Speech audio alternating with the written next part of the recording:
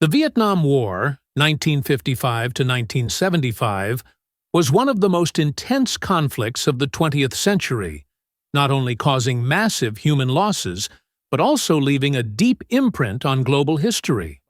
The war claimed the lives of around 58,220 American soldiers, while total Vietnamese casualties, including those from the North, the South, and civilians, are estimated between 1 million and over 3 million, depending on the source. Set against the backdrop of the Cold War, it was not merely an internal confrontation, but also a proxy battleground between superpowers, with repercussions spreading into Laos, Cambodia, and across Southeast Asia. For Americans, the war is often remembered through iconic images: Huey helicopters evacuating in chaos from Saigon, forests ablaze under napalm strikes, and the powerful anti-war movement at home, where millions protested against military involvement. For Vietnamese on both sides, it was years of bloodshed, family loss, and national division. The North saw it as a war of liberation against foreign invasion, while the South experienced it as a civil war against communist expansion, culminating in millions of refugees and displaced people after 1975. Yet beyond familiar imagery and casualty figures, the war carried lesser-known aspects that shaped outcomes while revealing the brutality and complexity faced by both sides. These elements not only underscored resilience, but also highlighted the price of human life and the profound consequences endured across generations. Place side by side two maps, one from the White House, filled with arrows and statistics, another from a Vietnamese farmer, marked with mud stains, bomb craters, and wells. Both speak of the same war, but in different languages. Together, they offer a simple lesson. Behind every grand calculation lies an individual human life. Nearly half a century later, the lessons of this proxy war remain vivid. History is not written solely through open battles, but also through diverse perspectives, where tragedy and heroism intertwine, urging reflection on peace and dialogue. One of the most striking examples of human adaptation in the Vietnam War was the tunnel system, a symbol of the brutal challenges both sides faced. Initially built by resistance forces in the late 1940s during the war against the French, the tunnel networks expanded dramatically in the 1960s against American and South Vietnamese troops. At Ho Chi, on the outskirts of Saigon, the network stretched about 250 kilometers, with 3 levels ranging from 3 to 12 meters deep, twisting like a labyrinth. Inside were not only passageways, but also meeting rooms, armories, kitchens, field hospitals, even classrooms and maternity areas. In central Vietnam, the Vinh Moc tunnels in Quang Tri served a different purpose. Stretching 2 kilometers with 13 exits 7 leading to the hills and 6 to the sea, they were built between 1965 and 1967 to evade bombing. This underground village housed civilians, with fresh water wells and cramped living quarters, where dozens of children were born under the roar of bombs. From the Vietnamese perspective, the tunnels symbolized resilience and ingenuity. They enabled guerrillas to hide, launch surprise attacks right beneath enemy bases, and survive despite overwhelming firepower. Communities endured life underground in damp darkness, sustaining both survival and resistance, becoming ghosts beneath the earth that haunted their enemies. But the price was steep. About 45,000 Vietnamese died defending the Ho Chi tunnels from disease, cave-ins, or direct combat. From the American and South Vietnamese viewpoint, the tunnels were known as the Iron Triangle, a true nightmare where superior firepower above ground was rendered ineffective. To counter them, U.S. forces deployed tracker dogs, tear gas, and even explosives, yet the networks often regenerated. Particularly dangerous were the tunnel rats, small-framed American or Australian soldiers sent into the tunnels armed only with knives and pistols. They faced deadly hazards, bamboo traps, venomous snakes, scorpions, and ambushes. Their casualty rate reached 33%, higher than the overall average in the war, with many later suffering psychological trauma from the claustrophobic darkness. In some operations, they killed thousands of Viet Cong and captured weapons, but the tunnels exposed the limits of modern technology in guerrilla warfare. Tunnel traps alone caused 11% of U.S. combat deaths and 17% of overall casualties.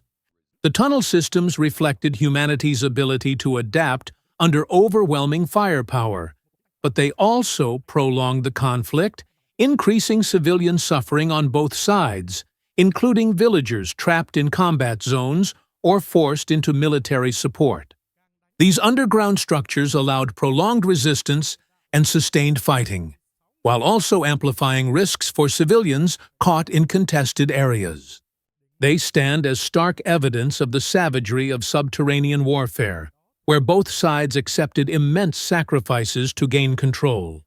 If the tunnel system symbolized the underground world and the challenges beneath the earth, then the Ho Chi Minh Trail stood as the lifeline of supply, running through jungles and mountains, while also exposing the ferocity of the air war.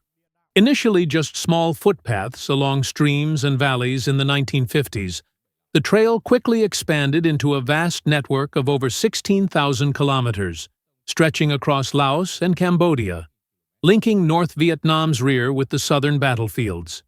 By the late 1960s, it included heavy truck roads, pontoon bridges, supply depots, and even a 3,140-kilometer fuel pipeline that transported thousands of cubic meters of fuel each day. Convoys often moved at night with camouflaged lights, ensuring an unbroken flow of supplies despite relentless bombardments. From the perspective of Vietnamese forces, North Vietnam and the Viet Cong, the Ho Chi Minh Trail was a symbol of endurance. Youth volunteers and soldiers worked tirelessly to fill bomb craters, carve detours, and keep supplies moving.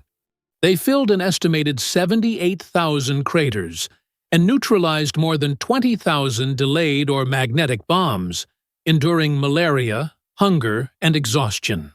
Yet, the cost was immense. An estimated 30,000 people died along the route from bombings, disease, and accidents, turning this marvel of willpower into a vast graveyard. From the American side, the Ho Chi Minh Trail was the top strategic target, prompting massive bombing campaigns such as Operation Rolling Thunder, 1965 to 1968, and Commando Hunt, 1968 to 1972. More than 4 million tons of bombs were dropped in attempts to sever this artery. B-52s carpet-bombed, while reconnaissance sensors and defoliants were deployed, yet the trail regenerated endlessly. U.S.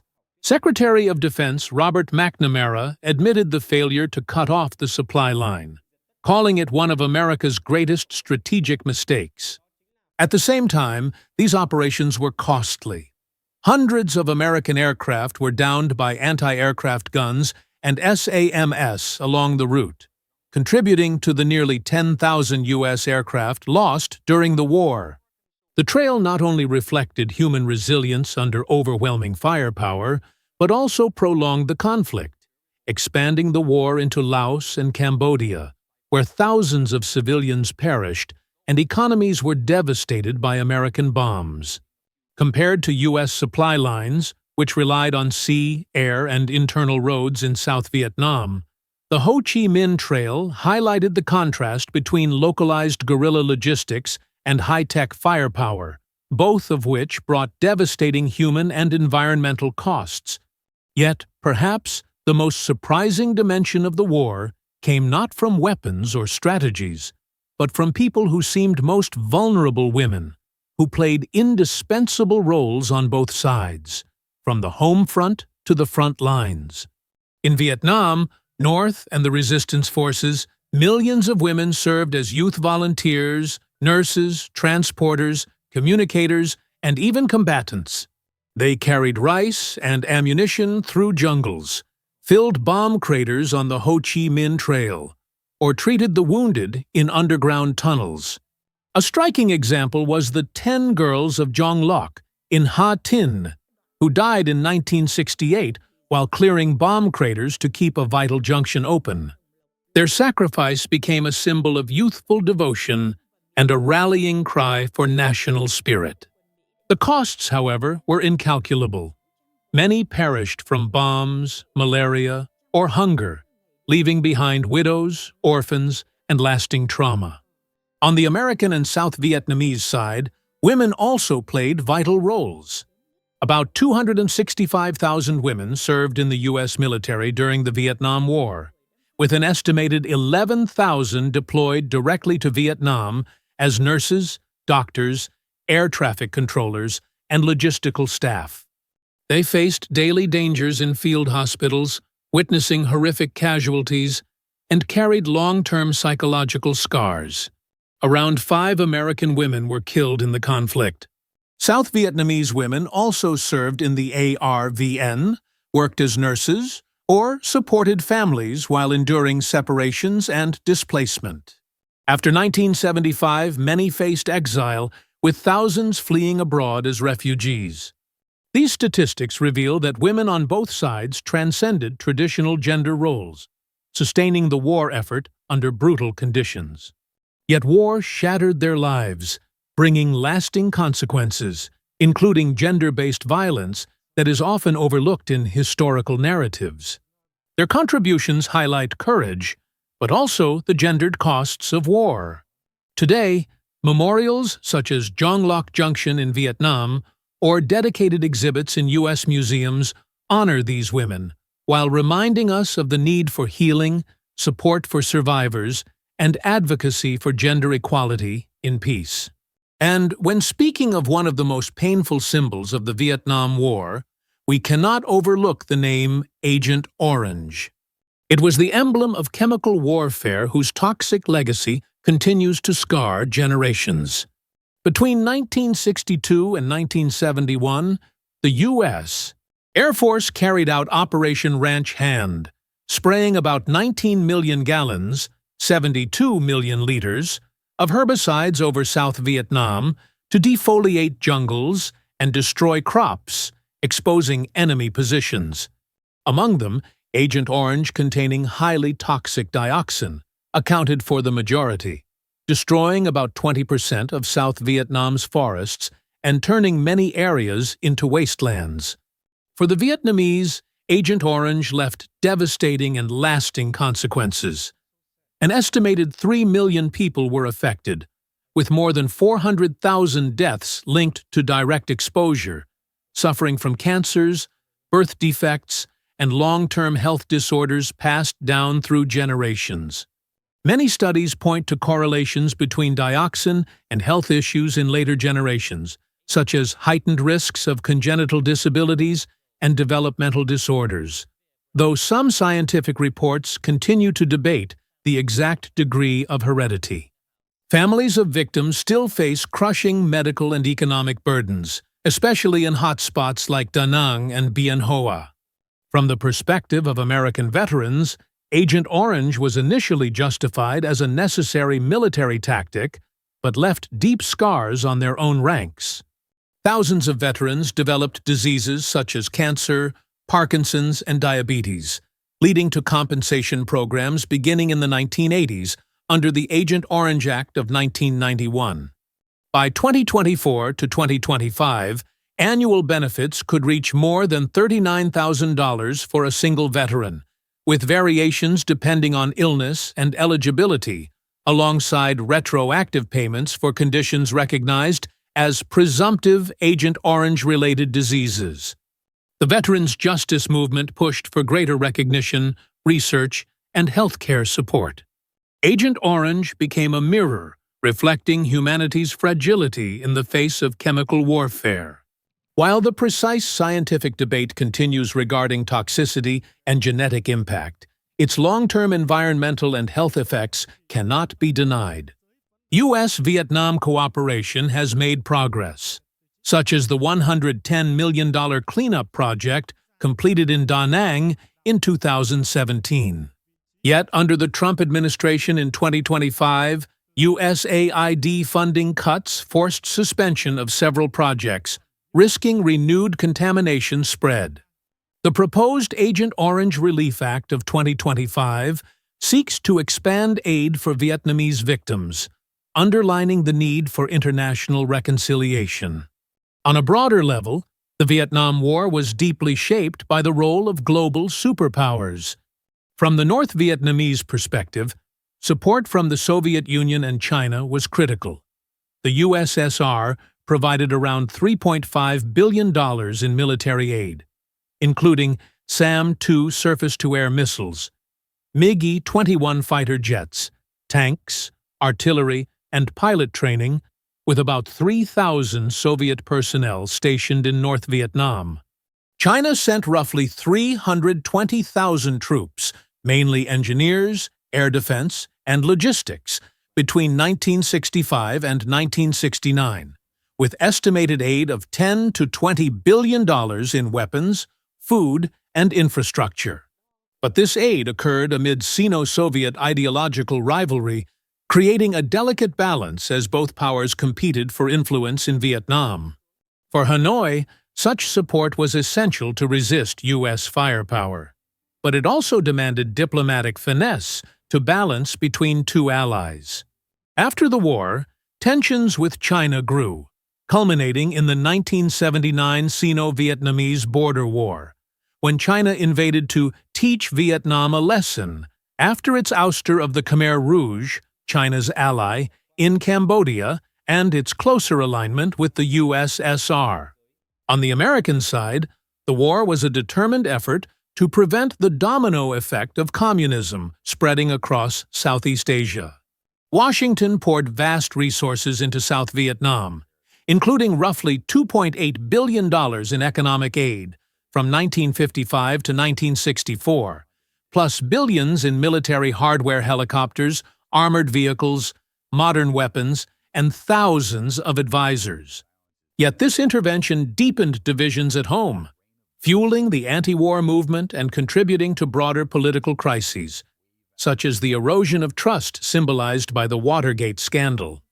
The conflict was, at its core, a proxy struggle, the U.S. opposing Soviet and Chinese influence, while North Vietnam relied on their support to fight back. It also revealed war crimes and atrocities from both sides. The My Lai massacre of 1968, over 400 civilians killed by U.S. forces, and the Hue massacre of 1968, thousands executed by North Vietnamese and Viet Cong during the Tet Offensive. Neighboring countries such as Laos and Cambodia bore devastating collateral damage, suffering civilian deaths and economic ruin under bombing campaigns. Today, Vietnam's role as a Cold War flashpoint eventually transformed into a platform for reconciliation. U.S. Vietnam normalization in 1995 under President Bill Clinton paved the way for economic and strategic partnerships. Half a century later, former enemies now collaborate in the Indo-Pacific region, marking the 30th anniversary of diplomatic relations in 2025 with trade deals and strategic agreements. The Vietnam War ended 50 years ago, yet its echoes remain through memorials, personal memories, and international relations. To summarize, the hidden dimensions of the war tunnels, the Ho Chi Minh Trail, women's contributions, Agent Orange, and superpower interventions did more than shape military outcomes.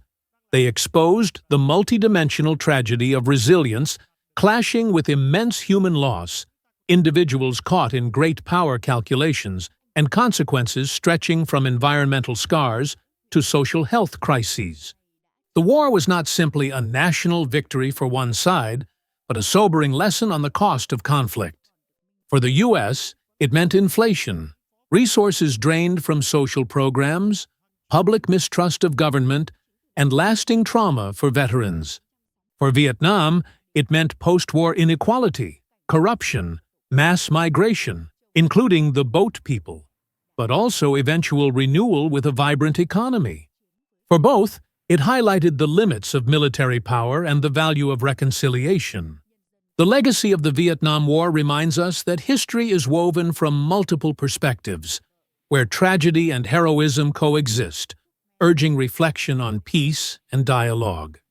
To explore more deeply, one can turn to diverse sources such as American Veteran Memoirs, A Rumor of War by Philip Caputo, North Vietnamese Perspectives, The Sorrow of War by Bao Ninh, or South Vietnamese Narratives, The Sympathizer by Viet Thanh Nguyen, each exposing different truths and avoiding one-sided bias. From these views, one lesson stands clear. There is no such thing as a complete victory in war, because its true price is always paid in blood, tears, and suffering. History only matters when remembered as a warning one that inspires peace, dialogue, and mutual understanding among nations. If you found this article valuable and offering a multifaceted view of the Vietnam War, please hit like, share it with friends, and leave a comment with your thoughts. Each share not only spreads historical knowledge, but also helps preserve memory, so the past may serve as a lesson for the present and the future.